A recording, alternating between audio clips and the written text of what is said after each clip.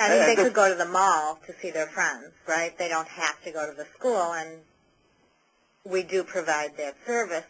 And I think the kids have, I know in my school, a lot of these kids feel like it's sort of a safe place because we don't have strong academics. We do have deeper, thoughtful courses, and we have more of the fluffy type and informal type of classes. And so the kids can choose, but basically they want to be in their classes with their friends, and a lot of them choose their classes by who is taking it. And it took me a while to really, really try hard to get these kids in the classes that they want to be in with their friends, because whatever makes them come, they're there and they're learning. And I think that's the most important thing. Yeah, this is Paul again. And I know I have a daughter in the program at J-Site that Beth handles, and I know for her it is these two top factors. Very much an expectation of the Jewish component to what she's getting, but also she's very aware of her friends. And there's a sort of a network of kids that go. And, you talk about driving up numbers. If there were really just her or maybe two other people that she sort of wasn't really friends with, I don't know that she would go at all, simply for the Jewish education part. So, it is interesting to see those two tied, basically, at 74%. I think those two, they sort of have to go hand in hand. There's sort of a critical mass. And I think if you can get several kids who are friends going, then getting others to join in because you've got this network of kids becomes easier. Yeah, but that's not so easy to do, and I think all of us, I know that what's the biggest reason the kids drop is because they don't have friends, right? I mean, that really is what, they'll start because their parents make them or whatever, but if they don't have friends or they don't quickly make friends, that's the reason that they drop. So, how to facilitate that, how to make the most friendships, I've found that to be one of the hardest things. I think that we all know this anyway without the survey, but of course to see it obviously, underlines it, but that's not, so, I mean, okay, so we know it, if anybody has the recipe, let me know. I'd like to learn how to cook that. Yeah. How do you foster it with the programming that you do? I mean, having a social component, food or something, if not always, at least at the beginning, again, I'm really rather unfamiliar with these programs. I'm really coming in more as a parent, but are there things that you can do at the beginning to try to help gain those relationships? You have to remember that most of us walk a very tricky line.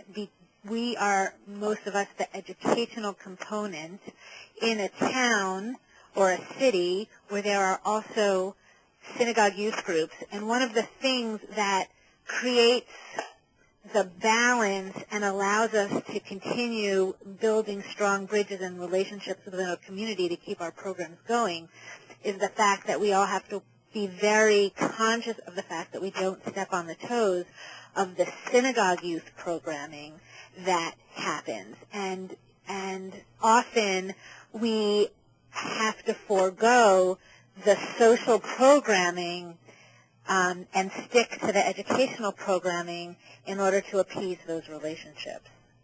But I think, and this is really where it comes down to the teachers and training the faculty correctly, and Devorah brought that up at the beginning, was that the teachers really have to help facilitate friendships. A lot of the kids do come with their friends from previous years or from their schools, but some of the kids don't, and it's up to the teachers to really make sure that the kids are mixing and they work together and facilitate kids being together. And even at a break, if we see kids that are standing alone or there's somebody without friends, it's up to us to really make sure that that kind of thing happens. And then we can do that. And our teachers can, and it takes that extra step to work on those things, but it's obvious that that's what they want. I mean, we all feel comfortable in any kind of situation when we're with people that we like, and we're happy that way. So yeah, their friendship thing is number one.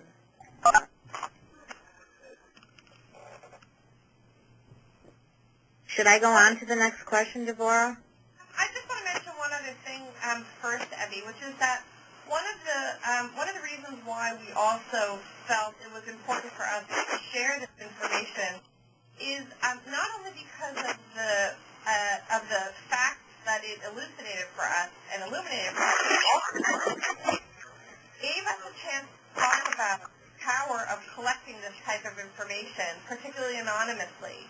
And we wanted to try to encourage schools or programs to do this type of data collection because it's easy, because it's not intimidating, because the teams can know that their responses are completely anonymous and only considered in the aggregate.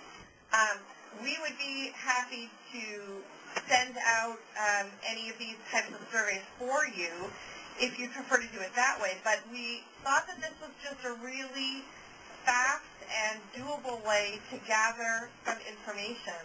And I wonder whether there are some other questions that you would think would be important for us to gather in the next go-round. I think we all felt, those of us at the conference, that gathering this type of information and then being able to chew on it together was a really important addition. And so I would imagine that we'll try to do that again this coming year. And if you have suggestions for the types of questions that we should be asking in preparation for that, this would be great for us to share that as well.